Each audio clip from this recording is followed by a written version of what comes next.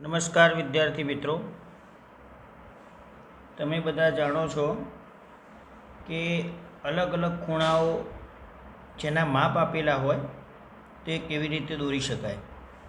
દાખલા તરીકે 60 અંશના ખૂણાની કેવી રીતે રચના કરાય, 60 અંશના અડધા 30 અંશના ખૂણાની રચના કેવી રીતે કરી શકાય, કે પછી 120નો ખૂણો, 90 અંશનો ખૂણો, 90 અંશના ખૂણાના અડધા કરીએ તો 45 અંશનો ખૂણો, 135 અંશના ખૂણા. આ બધા ખૂણાઓની જે રચના છે એ આપણે ધોરણ 9ની અંદર તમે બધા શીખી ગયેલા છો. હવે આપણે શરૂ કરીએ છીએ ચેપ્ટર નંબર 11. એની અંદર શરૂઆત આપણે કરીએ છીએ સ્વાધ્યાય 11.2થી, જે થોડું વધારે સરળ છે એટલે હું આ શરૂઆત કરું છું. 11.2ની અંદર દાખલા નંબર 1, જેનો પ્રશ્ન એવો આપેલો છે કે 6 સેમી ત્રિજ્યાવાળું વર્તુળ દોરો. તેના કેન્દ્રથી 10 સેન્ટીમીટર દૂર આવેલા બિંદુમાંથી વર્તુળના સ્પર્શકની જોડીની રચના કરો અને તેમની લંબાઈ માપો. એટલે મિત્રો, સ્પર્શક એટલે શું? તો વર્તુળના બહારના બિંદુમાંથી એવી રેખા દોરવામાં આવે કે જે વર્તુળને એક બિંદુમાં છેદે, તો એને વર્તુળનો સ્પર્શક કહેવાય. ચલો મિત્રો, અહીંયા આગળ આપણે શું કીધું? તો પહેલાં આપણે શરૂઆત કરીએ કે 6 સેમી ત્રિજ્યાવાળું વર્તુળ દોરવાનું છે. તો 6 સેન્ટીમીટર આપણે માપ લઈ લઈએ. 6 સેન્ટીમીટર માપ લેવું છે. તો આપણે અહીંયા આગળ 0 આગળ પોઈન્ટ અને 6 સેન્ટીમીટર આગળ પોઈન્ટ કર્યો. એટલે 2 પોઈન્ટ એટલા માટે કરવાના કે આપણે હવે બંને હાથ ફ્રી થઈ જાય અને પછી આપણે અહીંયા 6 સેન્ટીમીટર એક્ઝેક્ટ માપી લઈએ. 6 સેન્ટીમીટર આપણે અહીંયા માપી લીધું. પહેલાં મેં 2 પોઈન્ટ લીધા, 0 અને 6 આગળ. ફરીથી સમજાવી દઉં. આપણે શું કરીશું? 6 સેન્ટીમીટર ત્રિજ્યાવાળું વર્તુળ દોરવું છે. તો 0 અને 6, અહીંયા આગળ 0 હતા, અહીંયા આગળ 6 હતા. તો 0 અને 6 આગળ 2 પોઈન્ટ લીધા અને પછી પરિકરની મદદથી આપણે માપી લીધું કે 0 અને 6 એટલે 6 સેન્ટીમીટર ત્રિજ્યા એક્ઝેક્ટ થઈ ગઈ. 6 સેન્ટીમીટર ત્રિજ્યા પછી આપણે વર્તુળ દોરી દઈએ. તો વર્તુળ એ રીતે દોરવાનું કે બહુ બહાર ના જાય, બહાર ના જવું જોઈએ, આ ખાસ ધ્યાન રાખીશું. ઓકે, ચલો આપણે અહીંયા આગળ વર્તુળ દોરીએ છીએ. વર્તુળ વ્યવસ્થિત રીતે દોરાઈ જાય એનું ધ્યાન રાખવાનું. ચલો, તો આપણે અહીંયા આગળ વર્તુળ દોર્યું. કેટલા સેન્ટીમીટર ત્રિજ્યાવાળું મિત્રો? તો 6 સેન્ટીમીટર ત્રિજ્યાવાળું વર્તુળ દોર્યું. હવે મિત્રો, એનું કેન્દ્ર ક્યાં હતું? તો આપણે પરિકરની જે અણી મૂકી હતી ત્યાં આગળ એનું કેન્દ્ર મળશે. પરિકરની અણી મૂકી હતી ત્યાં આગળ એનું કેન્દ્ર મળે. હવે આપણે શું કરવાનું? તો આ જે કેન્દ્ર હતું એના કોઈ પણ તમે નામ આપી શકો. દાખલા તરીકે હું નામ આપું છું O. હવે 6 સેમી ત્રિજ્યાવાળું વર્તુળ દોરો. તેના કેન્દ્રથી 10 સેમી દૂર આવેલા બિંદુમાંથી, તો જે વર્તુળ હતું એના કેન્દ્રથી 10 સેન્ટીમીટર દૂર એક બીજું બિંદુ લેવાનું છે. એટલે બિંદુ O ઉપર હું 10 મૂકું છું અને 10 સેમી દૂર એટલે 0 હતો ત્યાં આગળ આપણે પોઈન્ટ કરીએ. એટલે અહીં આગળ જે આપણે ઓથી 10 સેમી દૂર બીજું એક બિંદુ લેવાનું છે. દાખલા તરીકે મેં અહીંયા આગળ રેખાખંડ દોરી દીધો, 10 સેન્ટીમીટરનો રેખાખંડ. અહીંયા આગળ P નામ આપી દઈએ. બહારનું બિંદુ આપણે P અથવા A પણ નામ આપી શકાય, જે નામ આપવું એ આપી શકાય. મેં A આપ્યું. ચલો, તો બહારનું બિંદુ કેન્દ્ર O, 6 સેમી ત્રિજ્યાવાળું વર્તુળ દોર્યું. ઓથી 10 સેન્ટીમીટર દૂર હોય એવું બિંદુ A મેળવ્યું. આટલું કામ કર્યા પછી શું કરવાનું મિત્રો?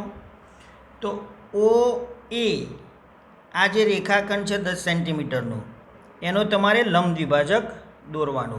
લંબ દ્વિભાજક કેવી રીતે દોરી શકાય? તો લંબ દ્વિભાજક દોરવાની મેથડ આપણે ધોરણ 9ની અંદર તમે શીખેલા છો કે અડધા કરતાં વધારે માપ લઈ, એટલે આ અડધા કરતાં વધારે છે.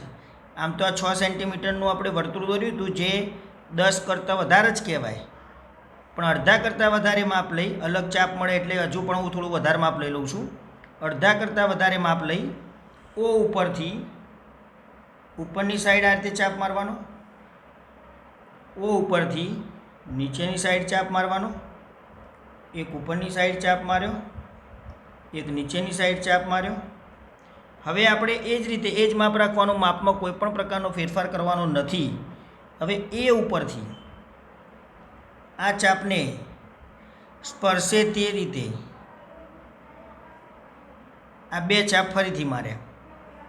ફરીથી આપણે આ બે ચાપ માર્યા. આખી વસ્તુ ફરીથી જોઈ લઈએ.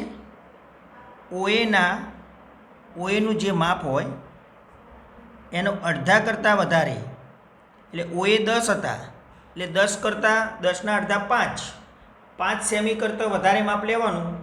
એટલે મેં અહીં આગળ શું કર્યું, ઓએનું અડધા કરતાં વધારે માપ એટલે આશરે લેવાનું, એવું કંઈ માપવાની જરૂર નથી. અડધા કરતાં વધારે થઈ ગયું, અહીંયા જોઈ લો તમે. તો આ ભાગ છે મોટો છે આના કરતાં, તો અડધા કરતાં વધારે માપ લઈ રેખાખંડ ઓએના બંને અર્ધતલમાં, ઉપરના અર્ધતલમાં અને નીચેના અર્ધતલમાં બે ચાપ મોટા મારવાના આ રીતે. એનું એ જ માપ રાખવાનું, માપમાં કોઈ પણ પ્રકારનો ફેરફાર કરવાનો નથી. એ ઉપરથી આ પહેલો ચાપ અને આ બીજો ચાપ માર્યો. હવે આ ચાપ માર્યા પછી આપણે શું કરીશું, તો એક લંબ દ્વિભાજક ઓએનો મળે. ઓએનો લંબ દ્વિભાજક જે છે એને આપણે તૂટક રેખાની મદદથી આ રીતે દર્શાવી દઈએ. કેવી રેખાની મદદથી? તૂટક રેખાની મદદથી એને દર્શાવી દેવાનું, કારણ કે એની બહુ જરૂરિયાત નથી. આપણે તૂટક રેખા આ રીતે તમે દોરી શકો.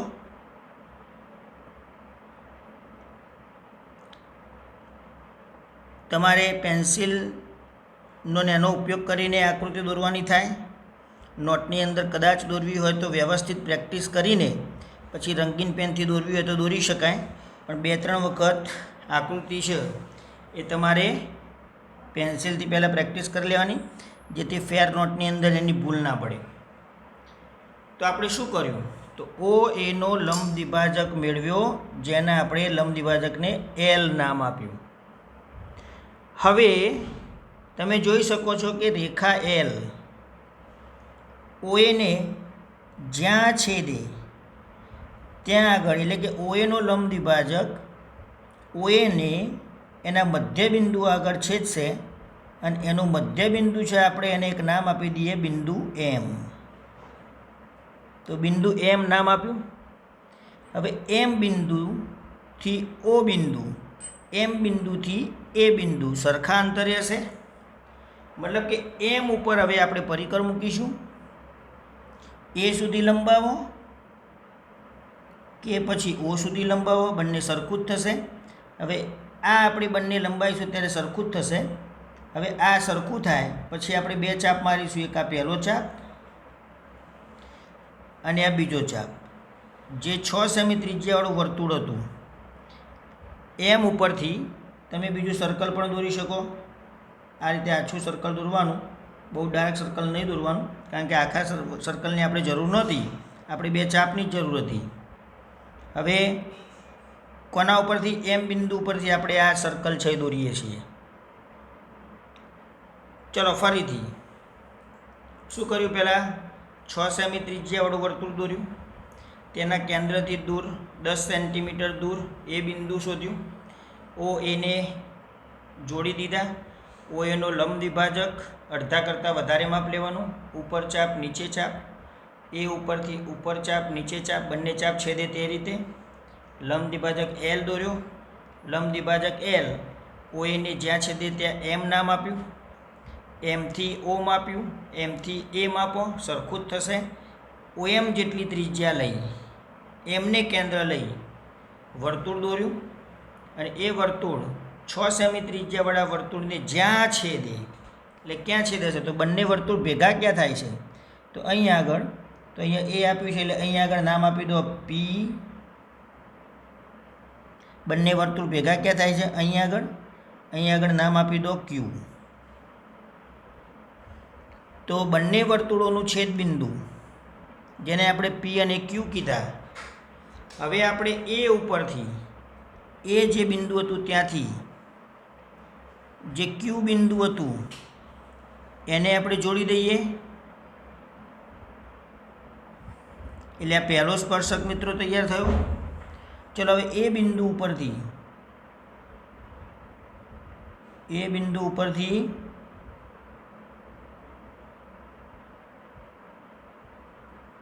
આ બીજો સ્પર્શક છે મિત્રો તૈયાર થઈ ગયો.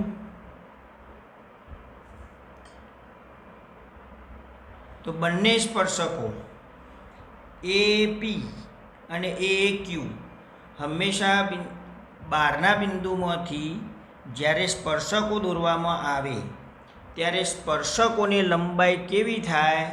તો સમાન થાય. સ્પર્શકો લંબાઈ એટલે કે જેટલું એપીનું માપ થશે એટલું જ માપ એ ક્યુનું થશે. તો અહીં આગળ જે પ્રશ્ન આપેલો હતો કે 6 સેમી ત્રિજ્યાવાળા વર્તુળની બહાર આવેલું બિંદુ કે જે કેન્દ્રથી 10 સેમી દૂર હોય અને એ બહારના બિંદુમાંથી બે સ્પર્શકો એપી અને એ ક્યુ દોરી શકાય. તો બંને સ્પર્શકોની લંબાઈ કેવી થશે? સમાન થશે. તો આપણે આ નંબર 1 11.2 એને પહેલા નંબરની રચના છે પૂર્ણ કરી. રચનાના મુદ્દા હવે હું બોલું છું એ પ્રમાણે તમારે લખવાના. કેવી રીતે તમે રચનાના મુદ્દા લખશો? તો મિત્રો હું બોલું છું એ પ્રમાણે તમે લખી શકો છો. પહેલાં લખવાનું કે 6 સેમી ત્રિજ્યાવાળું વર્તુળ રચો, અથવા તો એવું પણ લખી શકાય ઓ કેન્દ્રવાળું જેની ત્રિજ્યા 6 સેન્ટીમીટર હોય. ઓ કેન્દ્રવાળું જેની ત્રિજ્યા 6 સેન્ટીમીટર હોય તેવું એક વર્તુળ રચો. કેન્દ્ર ઓથી 10 સેમી દૂર હોય તેવું બિંદુ એ મેળવો. ઓ એ રચો. ઓ એનો લંબ દ્વિભાજક રેખા એલ રચો. પછી રેખા એલ ઓ એને જ્યાં છેદે ત્યાં બિંદુ એમ નામ આપો. એમને કેન્દ્ર લઈ ઓએમ જેટલી ત્રિજ્યા લઈ એમ કેન્દ્ર લો અને ત્રિજ્યા ઓએમ લઈને વર્તુળ રચો. ઓ કેન્દ્રવાળું વર્તુળ અને એમ કેન્દ્રવાળું વર્તુળ, એટલે આ 6 સેમી ત્રિજ્યાવાળું જે વર્તુળ હતું એ ઓ કેન્દ્રવાળું વર્તુળ અને એમ કેન્દ્રવાળા વર્તુળો જ્યાં છેદે ત્યાં બિંદુઓ પી અને ક્યુ નામ આપો. પછી એપી રચો, એ ક્યુ રચો. એપી અને એ ક્યુ માગેલા સ્પર્શકો છે. તો હું મિત્રો જે બોલ્યો એ તમારે રચનાના મુદ્દા તરીકે લખવાના થશે. આપણે ટૂંકમાં રચનાના મુદ્દાની અંદર શું લખીએ તો વ્યવસ્થિત ભાષાની અંદર આપણે જે વસ્તુ સ્ટેપ બાય સ્ટેપ કામ કરીએ છીએ એને લખવાની થાય. આમાં કંઈ જ એવું નથી કે જે અલગ પ્રકારનું હોય. તો પહેલી રચના છે પૂર્ણ કરી. એના પછી અહીંયા આગળ પ્રશ્ન એક હતો કે તેમની લંબાઈ માપો, એટલે કે લંબાઈ જે આપણે સ્પર્શકની લંબાઈ છે એ કેટલી થાય. તો સ્કેલની મદદથી તમે આ રીતે માપી શકો છો કે કેટલું માપ થાય છે. પીથી એનું માપ કેટલું થાય, એટલે લગભગ અહીંયા 8 સેન્ટીમીટર જેટલું માપ થાય છે. તો 8 સેન્ટીમીટર એ સ્પર્શકની લંબાઈ થશે. તો સ્પર્શકની લંબાઈ પણ તમે માપી શકો છો. એના પછી જોઈએ દાખલા નંબર 2.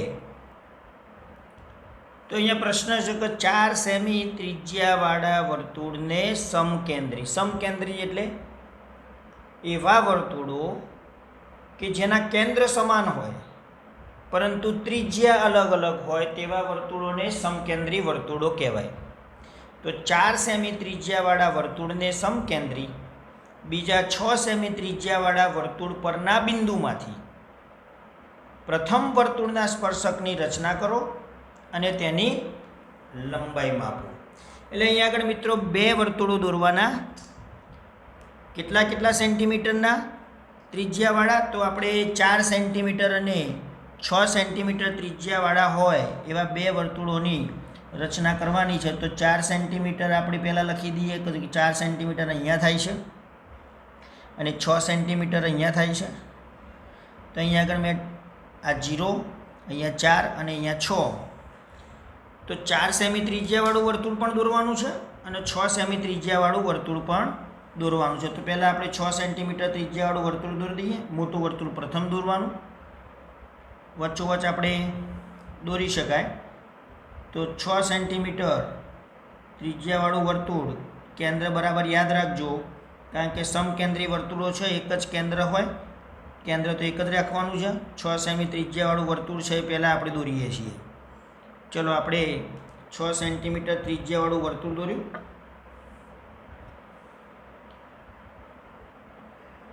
ચલો આ રીતે વર્તુળ દોરતા આવડી જાય મિત્રો. 6 સેમી ત્રિજ્યા લીધી, ફરીથી અહીંયા જોઈ લો 6 સેન્ટીમીટર આપણે માપ લીધું છે.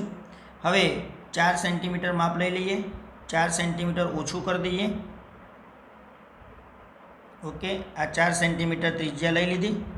હવે અહીંયા આગળથી જ કેન્દ્ર એનું એ જ રાખવાનું હતું. બીજું એક વર્તુળ દોરી દઈએ. બંને સમકેન્દ્રી વર્તુળો છે તો બંને વર્તુળો આપણે દોરી દીધા.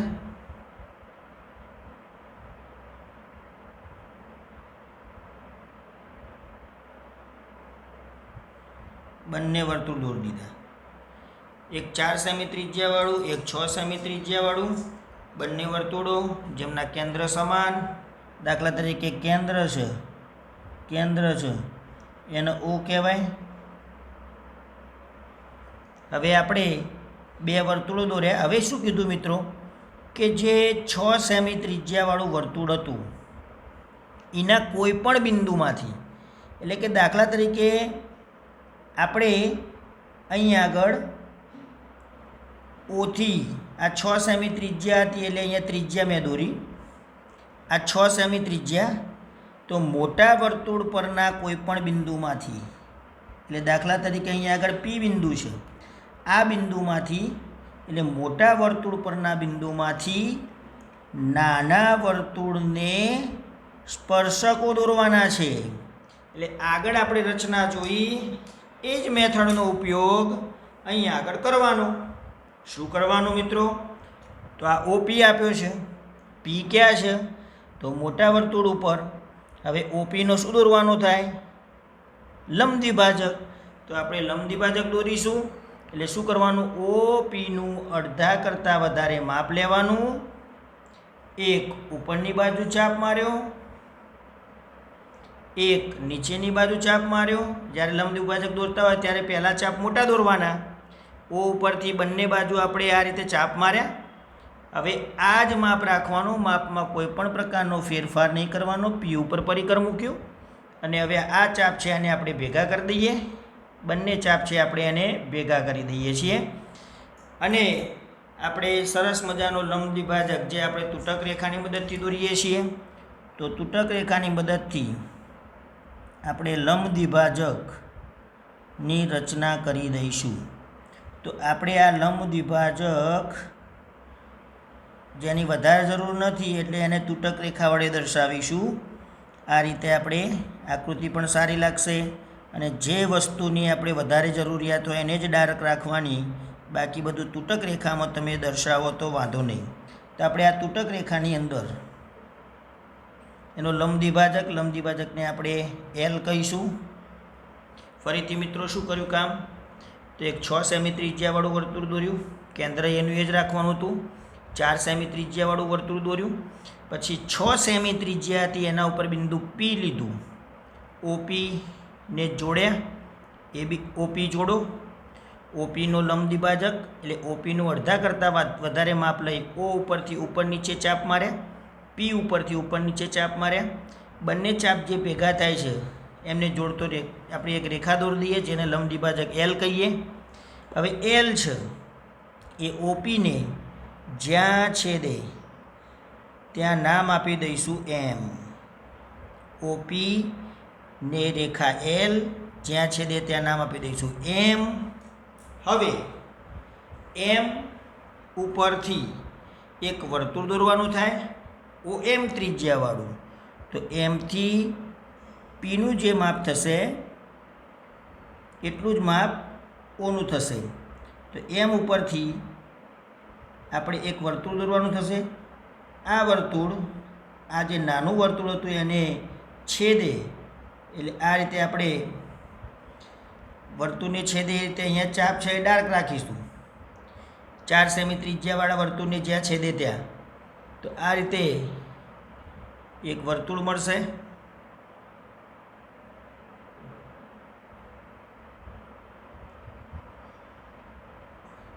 તમે સમજી ગયા. એમ ઉપર આપણે મૂક્યું હતું પરિકર, OM જેટલી ત્રિજ્યા લીધી અને પછી સર્કલ દોર્યું.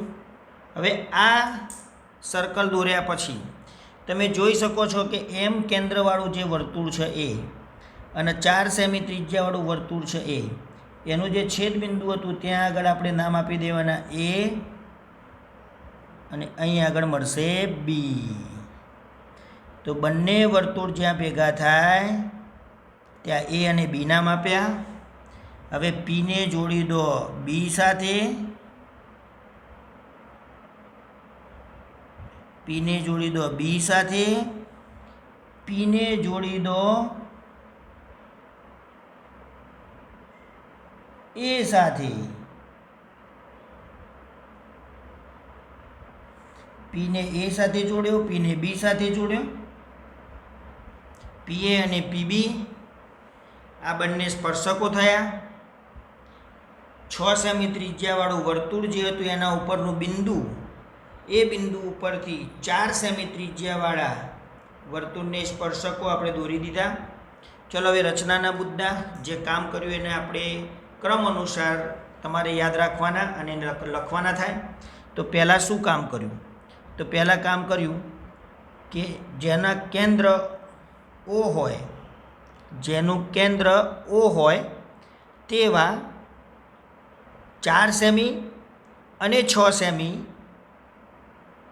ત્રિજ્યાવાળા સમકેન્દ્રી વર્તુળો રચો. જેના કેન્દ્ર O હોય તેવા 4 સેમી અને 6 સેમી ત્રિજ્યાવાળા સમકેન્દ્રી વર્તુળો રચો. 6 સેમી ત્રિજ્યાવાળા વર્તુળ પરનું બિંદુ P છે. 6 સેમી એટલે મોટા વર્તુળ પરનું બિંદુ P છે. OP રચો. OPનું લંબ દ્વિભાજક L રચો. રેખા L અને OPના છેદબિંદુને M કહો. M કેન્દ્ર લઈ OM ત્રિજ્યાવાળું વર્તુળ રચો.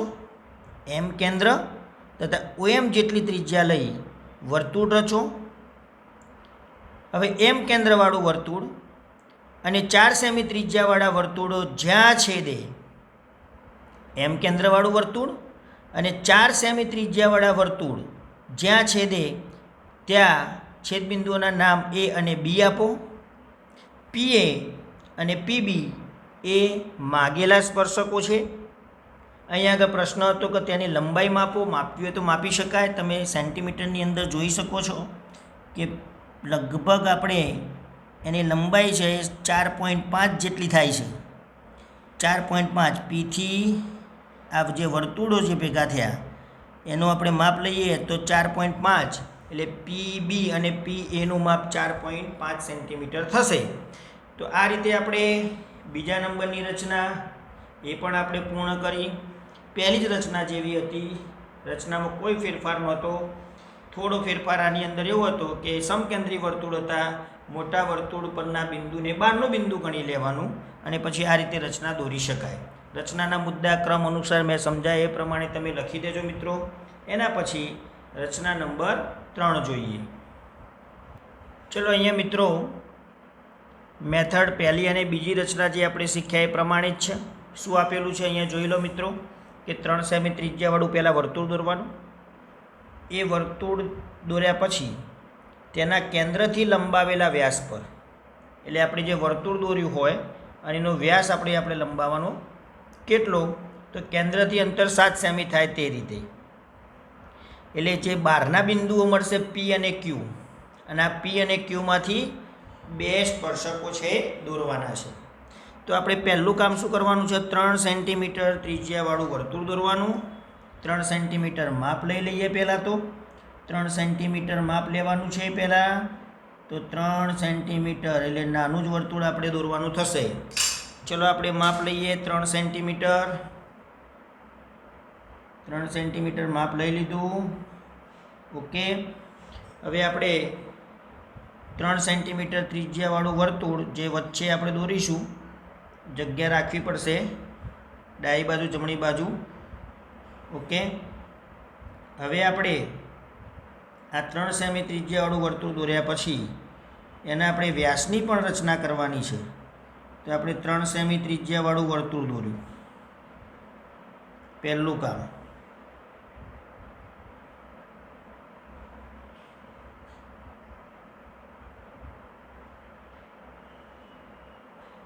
ત્રણ સેમી ત્રિજ્યાવાળું વર્તુળ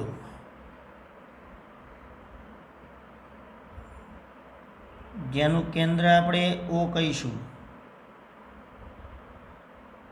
હવે ઓથી 7 સેન્ટીમીટર દૂર, ઓથી જમણી બાજુ 7 સેન્ટીમીટર દૂર અને ઓથી ડાબી બાજુ 7 સેન્ટીમીટર દૂર, એટલે 7 સેન્ટીમીટર દૂર આપણે આ રીતે વ્યાસને લંબાવવાના છે. બંને બાજુ આપણે વ્યાસને લંબાઈ, જો 7 છે કેન્દ્ર ઉપર મૂક્યા મેં, 7થી ડાબી બાજુ 0 સુધી, 7થી ડાબી બાજુ 0 સુધી, 7થી જમણી બાજુ 14 સુધી, એટલે 7 સેમી ડાબી બાજુ અને 7 સેમી જમણી બાજુ. આ રીતે મેં વ્યાસને લંબાવ્યો. બંને તરફ આપણે નામ આપવાના છે P અને અહીંયા આગળ Q. યાદ રાખજો મિત્રો, આપણે વર્તુળ દોર્યું 3 સેન્ટીમીટરનું, કેન્દ્ર O કીધું. પછી આ જે રેખા દોરી PQ, એમાં ઓથી Pનું માપ અને ઓથી Qનું માપ 7-7 સેન્ટીમીટર છે. હવે શું કરવાનું? તમારે OPનો લંબ દ્વિભાજક દોરવાનો, OQનો લંબ દ્વિભાજક દોરવાનો. આ બંનેના OP અને OQના લંબ દ્વિભાજકો આપણે પહેલાં દોરીશું. તો OPનો લંબ દ્વિભાજક કેવી રીતે દોરી શકાય? તો OPનું અડધા કરતાં વધારે માપ લઈ એક વખત P ઉપરથી ઉપરની સાઈડ ચાપ મારવાનો, એક વખત નીચેની સાઈડ ચાપ મારવાનો. O ઉપરથી ઉપરની સાઈડ, સોરી માપ ખસી ગયું, અડધા કરતાં વધારે માપ લેવાનું, ઉપર નીચે ચાપ માર્યો. હવે O ઉપરથી ડાર્ક બનાવું છે, તમારે ધ્યાનમાં રાખવાના. ચલો, OP અડધા કરતાં વધારે અહીંયા ચાપ માર્યો પહેલો, પછી O ઉપરથી ચાપ માર્યો. ઓકે, આ રીતે ચાપ માર્યો આપણે. હવે O ઉપરથી સેમ OQનો પણ લંબ દ્વિભાજક દોરવાનો છે. માપ વ્યવસ્થિત લેજો. ચલો, O ઉપરથી ઉપર નીચે ચાપ માર્યા, Q ઉપર પરિકર મૂકી દો. હવે આ રીતે કામ કર્યા પછી એના લંબ દ્વિભાજક આપણે દોરી શકાય. તો લંબ દ્વિભાજકો આપણે દોરી દઈએ. કયા લંબ દ્વિભાજકો? તો લંબ દ્વિભાજકો L અને M. આ રીતે આપણે નામ આપીશું. આ એનો લંબ દ્વિભાજક પહેલો થયો. તૂટક રેખા વડે તમે દોરી દેજો. હું ફટાફટ કામ કરવા માટે લંબ દ્વિભાજક દોરી દઉં છું. આ લંબ દ્વિભાજકને આપણે L કહીશું. ચલો, બીજો લંબ દ્વિભાજક પણ દોરી દઈએ. બીજો લંબ દ્વિભાજક પણ દોરી દઈએ.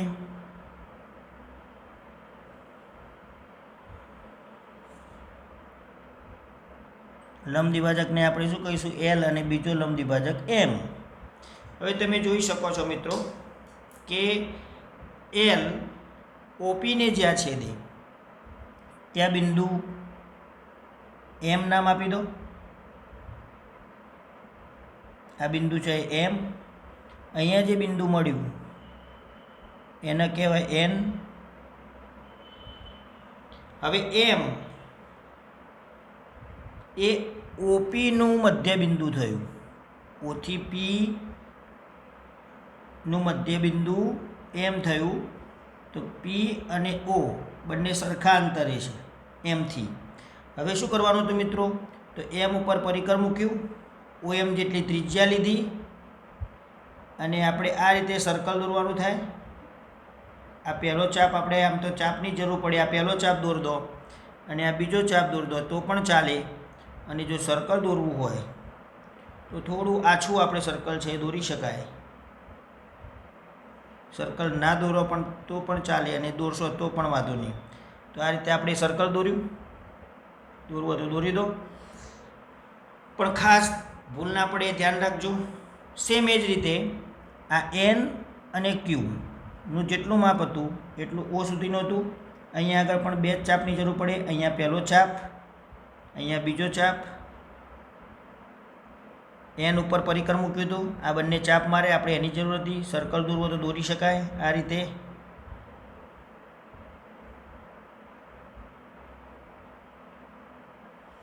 ઓકે, તો આપણે શું કર્યું?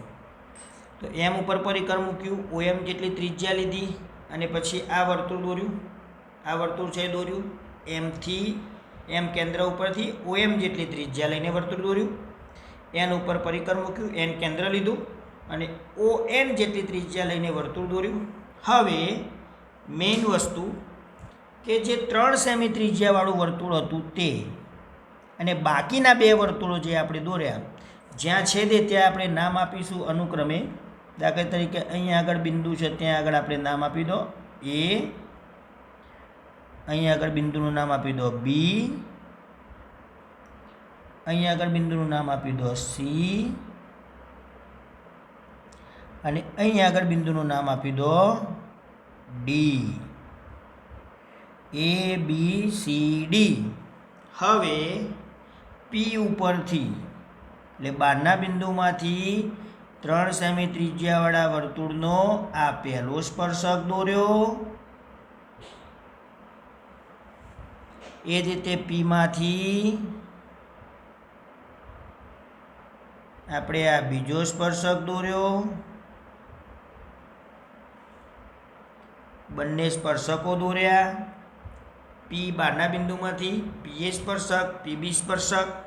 હવે Q એટલે બહારનું બિંદુ Q હતું ત્યાંથી QC ને આપણે જોડીશું. આ QC છે એને જોડવાના હતા તો QC ને જોડ્યા. એ જ રીતે Q ઉપરથી QD ને જોડી દીધા. તો અહીંયા આગળ સ્પર્શકો 3 સેમી ત્રિજ્યાવાળા વર્તુળના વ્યાસને લંબાવતા જેના કેન્દ્રથી 7 સેમી દૂર હોય એવા બે બિંદુઓ P અને Qમાંથી સ્પર્શકો દોરવાના હતા. તો આપણે શું કર્યું? રચનાના મુદ્દા છે કેવી રીતે લખી શકાય? તો શું કામ કર્યું? પહેલાં જેનું